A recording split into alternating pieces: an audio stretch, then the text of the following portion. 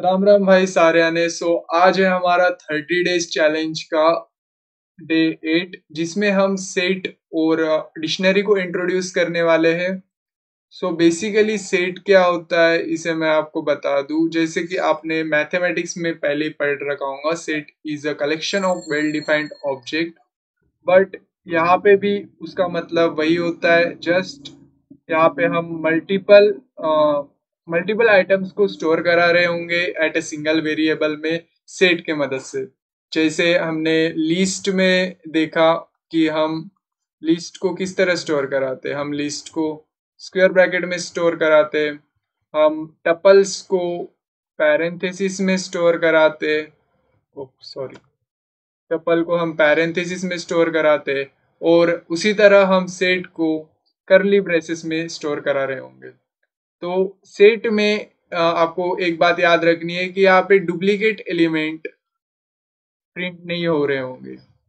जैसे मैं आपको कंपाइलर पे लेके जाता हूँ जिससे आपको और क्लियर होगा। तो यहाँ से हम जंप करेंगे अपने पाइथन। तो मैं यहाँ पे a equals to curly braces में हम कोई भी रैंडम नंबर ले लेंगे, 3, 5, 6, 7, और 7 को मैं रिपीटेटिव लिखता हूँ, ठीक है। और अगर मैं यहाँ पे प्रिंट करूँ a को, तो आप जैसे कि देख पा रहे हो आउटपुट में हमें 3, 5, 6, 7 ही मिल रहा है, क्योंकि यहाँ पे डुप्लीकेट एलिमेंट्स को निगलेक्ट किया जाता है। और यहाँ पे हम क्या कर सकते हैं, हम यहाँ पे a डॉट ऐड कर सकते हैं।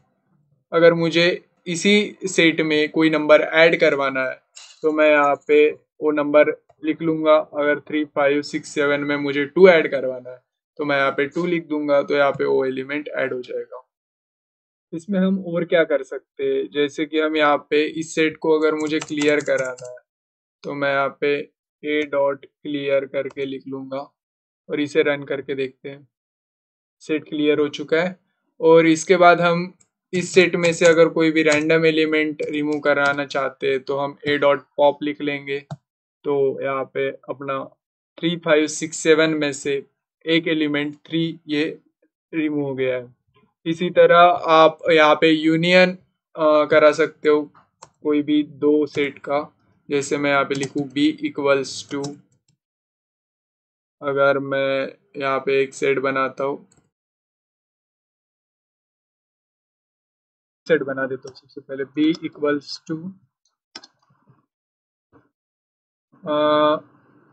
3, 5, 9, 10, 11। तो अभी हमें इसे यूनियन करना है, तो हम यहाँ पे लिखेंगे प्रिंट, ठीक है। पहले सेट का नाम लिखते हैं a डॉट यूनियन, फिर हम दूसरे सेट का नाम लिखेंगे b, और इसे रन करके देखते हैं। यूनियन में बेसिकली होता क्या है मैं ये आपको बता दूं। जब भी आप यूनियन करते हो तो दोनों सेट्स का, अगर मैं a इक्वल्स टू 3, 5, 6, 7 ले रहा हूँ और b इक्वल्स टू 3, 5, 8, 9 ले रहा हूँ, तो इन दोनों को मिला दिया जाता है। अगर मैं a यूनियन b अगर करूँ तो यहाँ पे हो जाएगा 3, 5, 6, 7, 8, 9। इस तरह हमारा इसका यूनियन बन जाएगा, ठीक है। तो ये सब मैथमेटिक्स में आपने ऑलरेडी पढ़ रखा होगा, राइट। तो अभी हम इसे रन करके देखते हैं। फिर सिंटेक्स एरर आ रहा है क्योंकि हमने यहाँ पे डी गलती से टाइप कर दिया था। तो जैसे कि आप देख पा रहे हो 3, 5, 6, 7, 8 यहाँ पे हमने लिखा ही नहीं है तो 8 नहीं आएगा। 9, 10, 11, तो हमारा आउटपुट एकदम सही आ रहा है। इसी के साथ आप इंटरसेक्शन भी कर सकते हो। इंटरसेक्शन में बेसिकली कॉमन फाइंड आउट किया जाता है। दोनों सेट्स में जो भी कॉमन टर्म्स है वो आपको यहाँ पे दिख जाएंगे। तो 3 और 5 हमारे दोनों सेट्स में कॉमन है, तो यहाँ पे इंटरसेक्शन 3 एंड 5 हो गया है। और आप बहुत सारे फंक्शन यहाँ पे परफॉर्म कर सकते हो। यहाँ पे आपको सिंपली ए डॉट करके लिखना है। यहाँ पे आप ऐड कर सकते हो intersection, copy, pop, union, clear, difference, ये सब कुछ कर सकते हो आप। अपने हिसाब से इसे ट्राई कर सकते हो। तो ये सारी बातें हुई हमारी सेट्स के बारे में। अभी हम चलते हैं डिक्शनरी की ओर। अभी हम समझते हैं डिक्शनरी को कि बेसिकली डिक्शनरी होती क्या है। और सबको पता होगा डिक्शनरी हमने ऑलरेडी यूज़ कर रखी है। जैसे हम ऑक्सफोर्ड की डिक्शनरी यूज़ करते हैं या बहुत सारे डिक्शनरीज हम यूज़ करते हैं, बहुत सारे पब्लिकेशंस की डिक्शनरीज हम यूज़ करते हैं।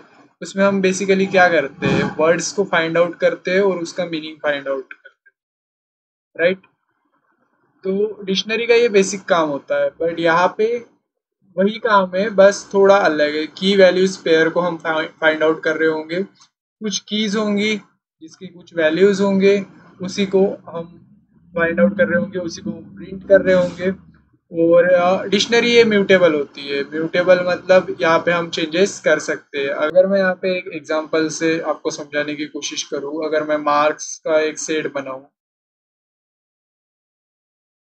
सपोज यहाँ पे मैं किसी भी एक बच्चे का नाम लिखता हूँ, जैसे शिवम। शिवम को सपोज 75 मार्क्स, राइट।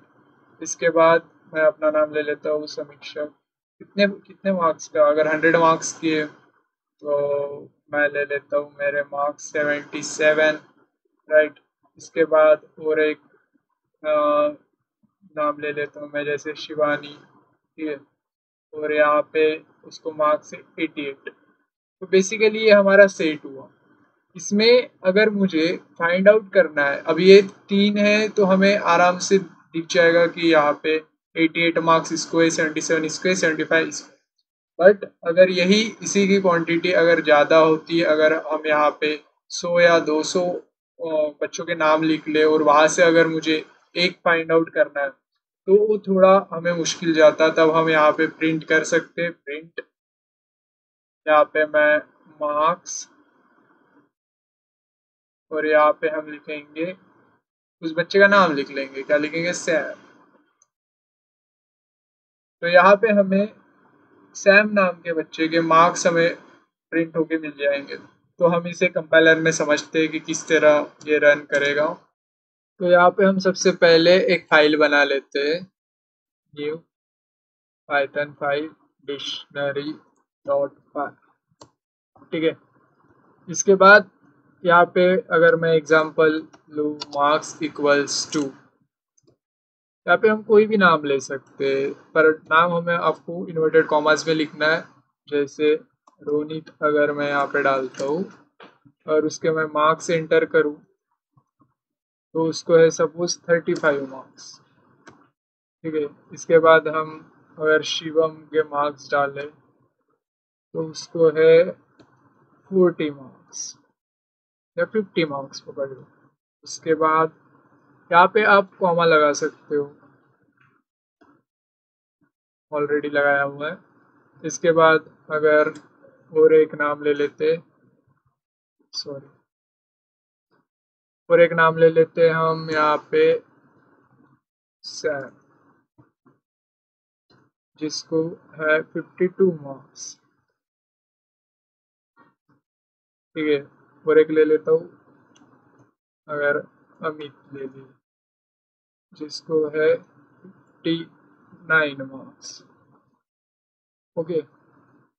तो अभी हमें यहाँ पे एक बच्चे के मार्क्स फाइंड आउट करने हैं। तो अगर मैं यहाँ पे प्रिंट लिख लूँ मार्क्स, यहाँ पे उस बच्चे का नाम लिख लेते हैं शिवम। तो इस तरह हम मार्क्स फाइंड आउट कर सकते हैं। तो आप जैसे कि देख सकते हो शिवम को 50 मार्क्स आए, तो आप उस डिक्शनरी में से फाइंड आउट कर सकते हो। इसी तरह यहाँ पे बहुत सारे फंक्शंस, जैसे हमने सेट्स में पढ़े, उसी तरह के बहुत सारे फंक्शंस आप यूज़ कर सकते हो और आप चेक कर सकते हो। तो शायद ये इनफ है सेट्स एंड डिक्शनरी के लिए। और आज आपने सेट्स एंड डिक्शनरी किस तरह क्रिएट की जाती है, सेट्स एंड डिक्शनरी के कुछ फंक्शंस हमने पढ़े। तो अगर आपको ये वीडियो पसंद आई तो वीडियो को लाइक कर देना, चैनल को सब्सक्राइब कर देना। थैंक्स फॉर वॉचिंग, मिलते हैं अगले वीडियो में।